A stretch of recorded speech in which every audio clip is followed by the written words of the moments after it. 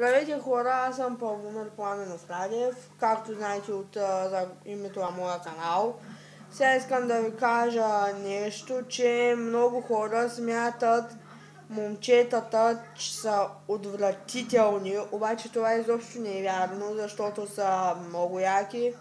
Но искам да ви кажа, по-добре не дейте да ставате приятели с момичета, защото тези момичетата ще почнат да ви командорат, няма да ви дават време да почивате и най-важното, не ставайте гадже с момиче. Сега ще ви кажа няколко съвета защо. Съвет номер 1. Ще почне да иска да се целувате.